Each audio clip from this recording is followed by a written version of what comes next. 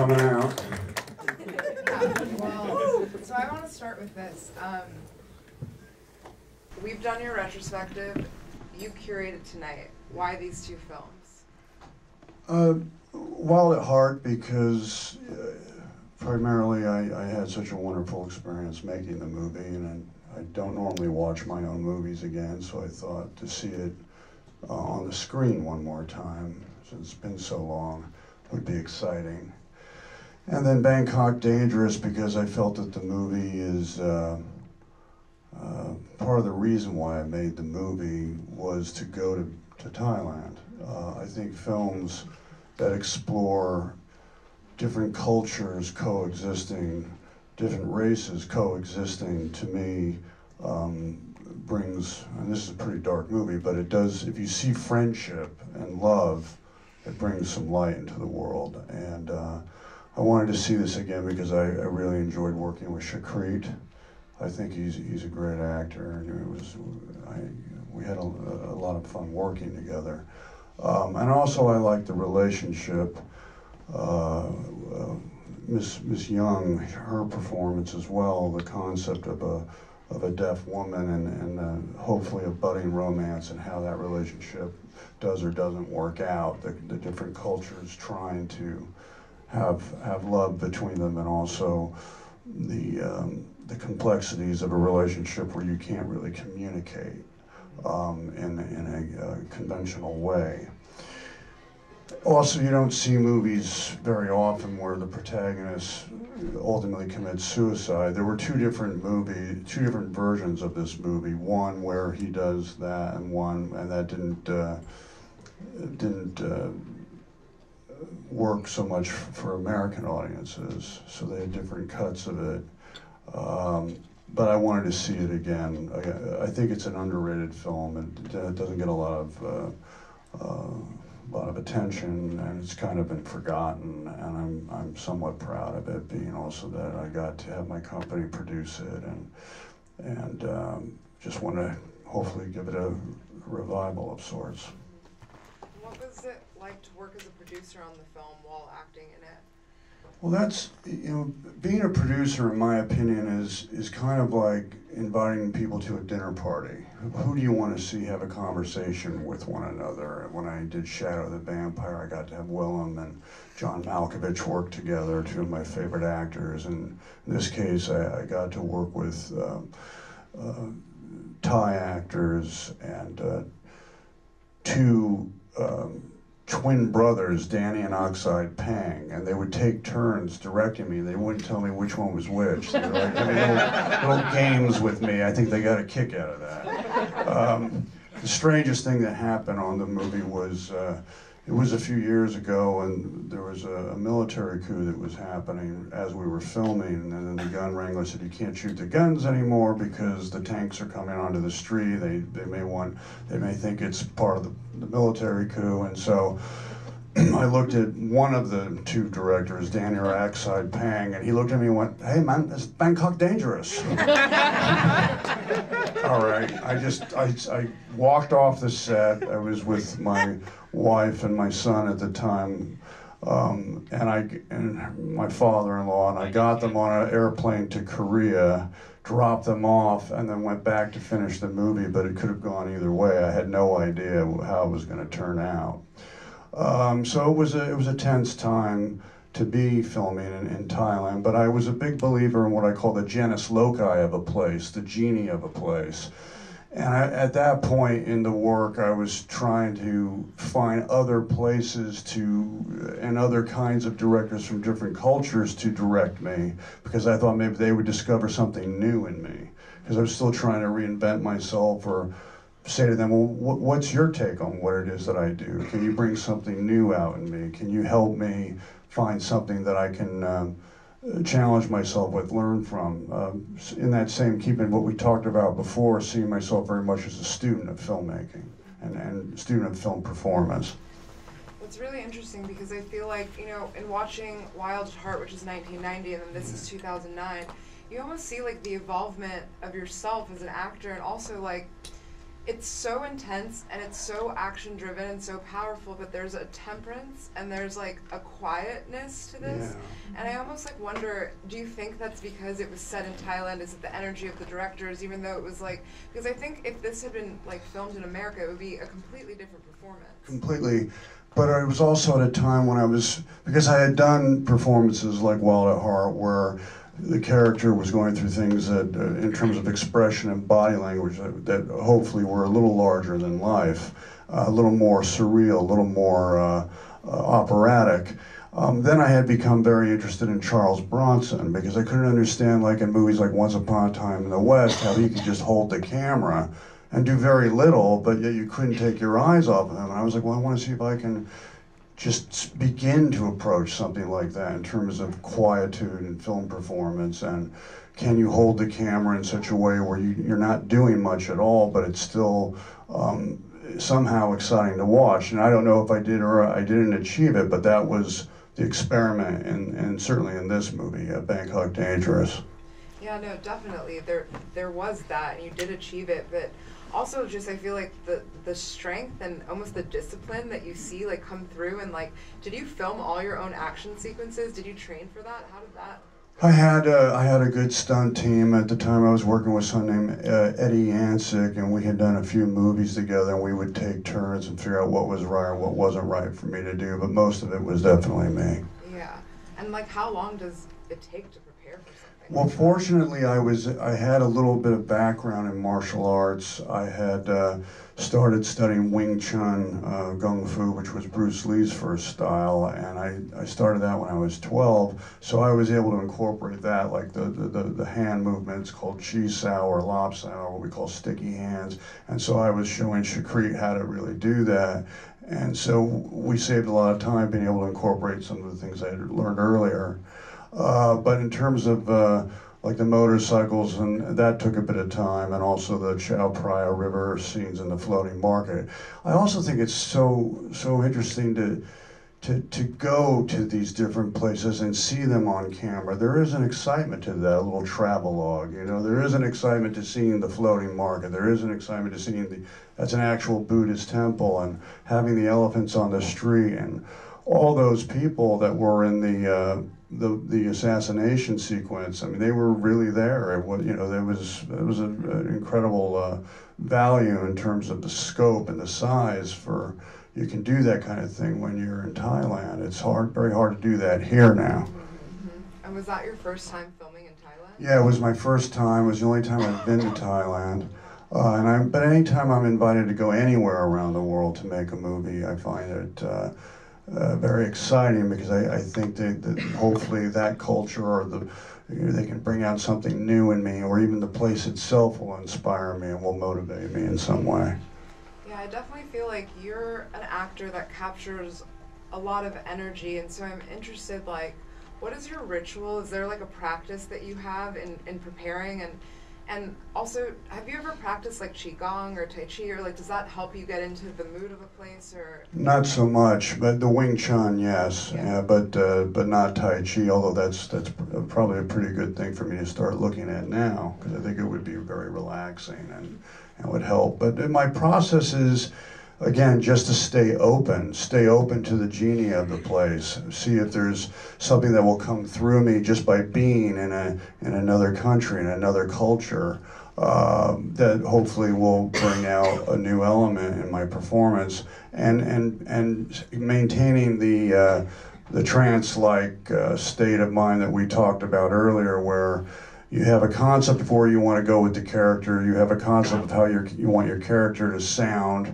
and how the character will hold him or herself, but that you leave yourself open to flashpoints of creative inspiration that may come through you at any moment. You don't know when that will happen. This one was really, as I said earlier, is a study in quietude and wanting to see if that could work. And I like the two movies together tonight because they are so different, and the presentations the characters are so entirely different. Yeah, totally. It's so interesting to watch that. I'm curious about, you have like a fascination, I think, with like Earth as energy and like drawing from that, and definitely like, you know, picking up the energy on different spots. And I believe in that, like the vortexes and the different like crystal grids. When was your first experience with that? Like, how old were you? And can you remember which place like really spoke to you? I think New Orleans, and I was there for a while at Heart, and then I would go back, and I picked up some kinds of energies in New Orleans. It's not like anywhere else in the world. It's just this confluence of Spanish and French and African and Italian, and it's just in a very small area, and different kinds of belief systems like voodoo and Catholicism and Judaism, and it's all, and you know, Christian, and it's all there. And I find places that have those kinds of different thought forms that are coexisting and cross-pollinating. I like that, your usage of those words. Is always interesting to me. I've had it again in England, in Glastonbury Town, and I had it in Thailand. I mean, there were Buddhist as well as almost Hindu thought forms that were coexisting. That was fascinating because I know Shakrit was saying it was really, I went to one of the Hindu temples and he said it's really great you went there because people were nervous about you being here and you know whatever your beliefs are, and they're very religious about those systems there. So and I've had it in Japan with the Shintoism and Buddhism, and it's just always so interesting. I never take other people's belief systems lightly. I celebrate and try to become a part of the land wherever I go. Yeah, I love that about you. I think it's so incredible and so important that like more actors, I think, work with different directors of different backgrounds and bring different perspectives to the foreground, because we're all connected, right? Yes. But like I think we feel so separate sometimes, and I feel like there's the ideal of like being like American Hollywood mainstream, but there's so much more to this world than that. And so I love that you've actually like dove into that and you're like exploring that. It's really incredible, and I feel like it has changed your trajectory almost. I think so, and I'm very thankful for it. I think a lot of the reason why I'm still able to work and have been blessed to work with the people I want to work with and continue to make movies is largely because of my experiences in Asia. They've been very loyal following for me, and different parts of Asia have been very supportive, and that's why I hope to continue working there. I feel like it felt like a modern like pulp noir to me. Were you ever like taken aback by noir like growing up? Did that play a big role in your love of film? Yeah, certainly noir was a big inspiration, and the early, one of my favorite movies of older times is Public Enemy with James Cagney. His performance is so natural and so effortless, and it was, you know, really ahead of its time. But He Walked by Night with Richard Basehart was a noir film that I liked. Some of the early Kubrick movies as well. So, and noir has just, there's an edge to it that is just so compelling, and those movies stand up, and they will always hold, you know, the test of time, and I find them deeply inspiring. How do you prepare for something like this? Are you watching a lot of other things? Are you taking references from all over the place? I do that every time. I'll look at different movies. I'm sure I was looking at Bronson in Once Upon a Time in the West and studying that. Early Steve McQueen movies. And I'll read books or I'll listen to music. I mean, when I was in Thailand, I would go and see the Muay Thai bouts, and the way they had so much respect for teacher. It's like, yeah, the teacher in the martial arts system in Thailand is revered, and they're almost religious about it, the way they have their bouts. And you go there and you can't help but feel it. It's in the air, and it sinks in, and it stays with you, and that was important because my character was essentially becoming like a teacher for Shakrit's character, and I thought that was fascinating that this American guy was teaching the young Thai student martial arts when, in fact, in Thailand, their system of martial arts is you know, higher than ours in America, in my opinion. And what directors are you really excited about currently? Are there people that you're like really wanting to work with? Is there stuff that you haven't tapped into yet? I am very taken by some of the horror films now. I think some of the most talented people in cinema are making horror films. People like Ari Aster. It was incredible with Midsommar and Hereditary. It was like watching Bergman or something. And Eggers, The Lighthouse, and also The Witch, I thought those were excellent. I was very happy to work with Richard Stanley. I think he did an amazing job on Color Out of Space. And of course, Panos is not like anybody else with Mandy. So I just want to keep making horror films with creative. I mean, I can't stand exploitive horror films. I don't like slasher. I don't like, you know, torture porn. That stuff just really makes me sick. But you know, but I do like the charm of old Hammer horror films, anything to do with ghosts. I like the Japanese horror films like Ringu and or The Grudge. Yeah, I love Quiet On. That was amazing. All the stories in Quiet On were beautiful, and so the performances are extraordinary. So. Yeah, I think it's a good time for movies right now. I think and of course Paul Thomas Anderson is always amazing to watch. And I thought what Todd Phillips did with Joaquin and the Joker was extraordinary. And it takes a great director to let his actor go there and be confident in that. I'd love to open it up to some questions from the audience. Yeah, all the way in the back. I had a question about, it seems like in a lot of your work there's this kind of like, I wouldn't call it struggle, but like this like inevitability of death. And this movie was particularly shocking, the ending. Yeah. And I've seen a lot of your films and it seems like that kind of comes up often, even to the point of like Ghost Rider where you're playing life and sort of the afterlife. Yeah. Does that inform, is there something that draws you to those types of works, or do you think that it's just something that comes to you? Well, I mean, I think it's something that I think about my mortality a lot, you know, and the older I get, I think about it more and more, but it's at how you play your death scene in a movie, your exit, to me, has always been a challenge and something that I feel gives an actor an opportunity to really express himself. And Brando did many death scenes, and how you, like I remember when I did Cotton Club, I wanted to die with jelly beans in my hand and have the jelly beans fall on the floor.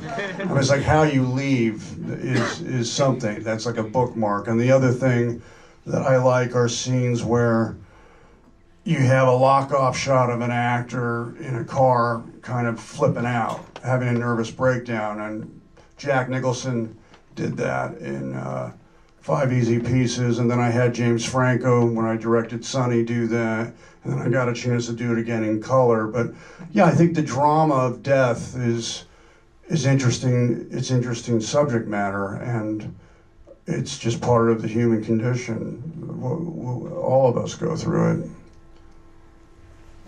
Yeah. No, you in the glasses, yeah. Me? Yeah. What can you tell us about your next projects?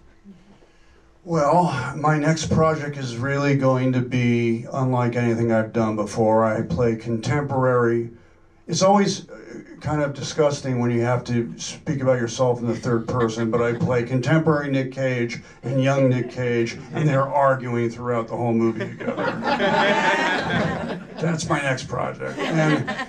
And somewhere in the middle of all that, I have to play November Rain on the piano and serenade my daughter. I don't have a daughter. I have 2 sons, but it's like a meta memification version of me. It's a stylization, and it's a comedy. So we'll see what happens, but yeah, I'm scared. I'm excited for it. Yeah. Yeah, you. Are you still planning on working with Shine Sono? And as a producer, do you have a dream property you'd like to make?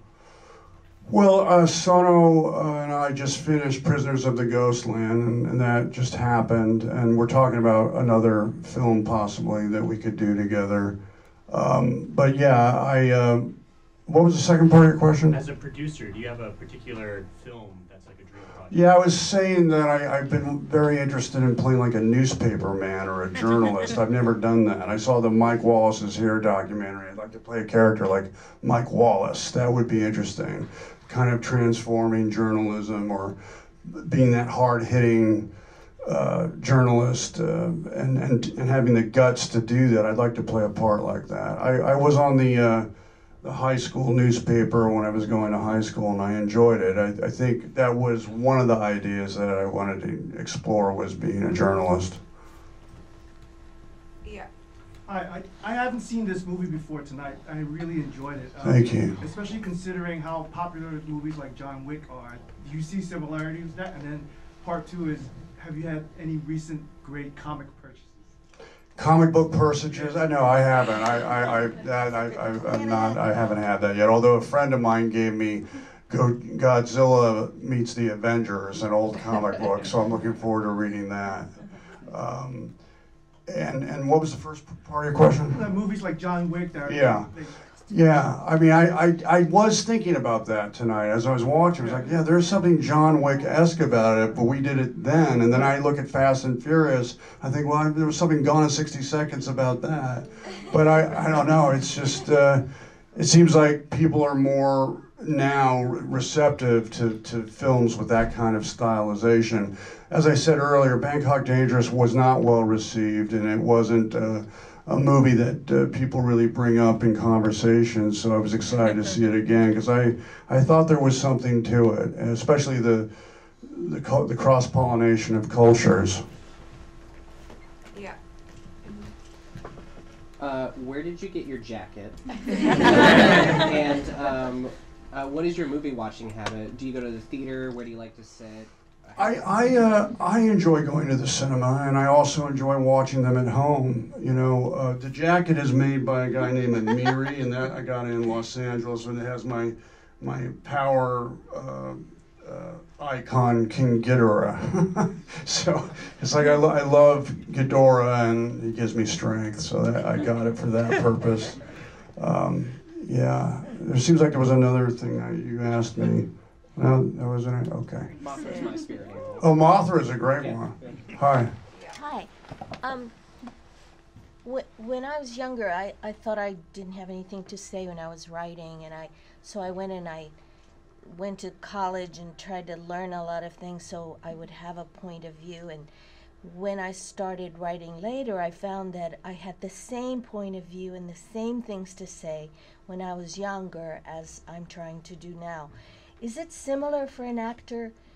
Do you have a point of view that always comes out in your work, or are you constantly just searching to do a director's view of something new in yourself? Or do you actually have, like, almost like, you know, a painter would have something to say, or you know, is an actor a different artist in that respect? Well, I think that all art forms have synchronicity, that what you can do in one art form, you can do in another, whether it be writing, painting, or film performance. Right. My job as an actor, in many ways, is to facilitate the director's vision, his or her vision, to help with that, to help bring their vision to life. But if there was a common theme in the film performances that I've done, it's trying to overcome some flaw of some sort, some condition where the character grows in some way. In this case, with Bangkok Dangerous, it was, you know, realizing that the killing ultimately was taking not only everyone around him down, but also himself down, and it got in the way of his ability to have perhaps a genuine love with a lady for the first time. And you have to ask some questions. Yeah, and so it's the condition, like overcoming flaws, I think it would be the theme. It has been the same since the beginning, I think. Yeah. Thank you. You mentioned your memification in your next movie. Yeah. They have obviously festivals about you now. They have like Shakespearean performances of your movies now in Cosmic Park. I heard about that. That did sound pretty interesting. Cool. Yeah, if you want to talk about it, I'm the person that did that. Oh, fantastic. But do you think that, do you enjoy your memification, or is it annoying to you, or do you like embrace that? I mean, there's really nothing I can do about it. I mean, I've looked into it, believe me, so I just live with it. Yeah. But I mean, you might say that the movie I'm doing, this movie, The Unbearable Weight of Massive Talent, which is that memification, that's actually the title. You might say that's me taking the piss out of the memification. Gotcha. Please don't sue us. Yeah. I think a lot of your movies have a lot of violence, like this one has a lot of violence. Yeah. Did you come to acting with a certain relationship to violence? And has that, making these movies with violence, has that changed your worldview? Well, it's no secret that we live in a pretty violent world. I think that one of the jobs of an actor and also of a filmmaker is to reflect, not necessarily make a message movie, but to reflect what's happening now in society. And as a result of that, I think violence, sadly, is going to be part of the mirror. But no, my initial interests in cinema were more dramatic by way of love stories or the old Kazan movies. It just seems that violence does seem to be part of cinema itself. It seems like it's an undeniable element of filmmaking, not always, but very often. And what really drew me to this picture was less the violence, but more, how is he going to make this love story work? How is this relationship with a deaf woman who speaks no English and is from a different culture, how's that going to resolve itself? That was what brought me into this movie. Yeah. For this movie, how did the Pang brothers get on your radar? Like, how did they get your attention? And also, like, did you watch the original to inform your performance? Yes. Yeah, that's how they got on my radar. Okay. I knew they were going to remake their own movie. I was fascinated about making a movie, or making a movie with twin Chinese brothers. To me, that sounded like, well, this is going to be different. And maybe I'll learn something. And just the idea of filming in Thailand, to me, was exciting. And I was up for the adventure of that. I liked the movie, but as I said, it wasn't something that people really responded to in the beginning. But I do see some elements in it where perhaps maybe some of the other movies that have been made, the John Wick movies, maybe got something out of it. They also had a graphic novel. It was like their shooting, their shot list was like looking at a graphic novel. That's how their attention to detail was so refined. The Pang brothers had drawn the whole thing out and essentially made a graphic novel, and it was just us trying to bring the graphic novel to film. Hello. So we were talking a little bit earlier about just the bravery in the work, and I'm just so curious, after all these years and all that you've explored in terms of the human condition, like, do things still scare you? Do certain aspects of humanity, it seems like you're drawn to a challenge when you take on a new project. Yeah. And if there's certain things that do scare you, like, what are some ways that you work through that, like in terms of whether it's a spiritual practice or just something where you're like able to push through the boundary in order to be a vessel the way that you are? I think that to face one's fears within reason, meaning as long as it doesn't ultimately hurt yourself or others, is exactly where you should go. To face it, because you will overcome it within reason, and you will grow from it. And so challenging material and trying to push barriers with film performance, be open to naturalism but also surrealism, and not ultimately, of course you're always going to care what your audience thinks. And you can't always deliver, because filmmaking is such a collaborative process because you could put the wrong music over it, they could recut it in such a way it doesn't make sense. But if I can at least give 2 good scenes in every movie that I know worked or I achieved something, then I feel that I've done my job. Of course, you want every scene to be great, but you can't really ask that. So in terms of preparation, it's about staying open to life experience. It's about, you know, keeping your vessel clean to some extent so that you don't get, you cave out, you know, don't cave in, and you can still do your job, do your work. I feel like that leads us back to kind of what we were talking about like earlier. And after like living all these like very rich like life experiences and creating like so much meaningful work, what is your takeaway from like one of the most important things of life? Like what do you think is like the thing that keeps you going? Well, I'm very serious and in terms of family, family keeps me going. Being a father keeps me going. Having friendships, meeting people who are also excited about cinema. I have a great relationship with Alex Wolff, who we just did the movie Pig together, and his enthusiasm. And he did a great movie he directed called Cat in the Moon. We showed it here. We did the premiere. Oh, great. Oh, that's right. Yeah, yeah. Oh, good. Well, so people like that keep me interested, keep me excited. I like that kind of enthusiasm. I liked, did you see Jim Cummings in Thunder Road? No. That's a great performance and a great movie. And, you know, he's a young filmmaker and actor, and I thought that was terrific as well. So I get inspiration from having those friendships as well. Amazing. Well, thank you so much for joining us. Thank you. Thank you, guys. Thank you. It's always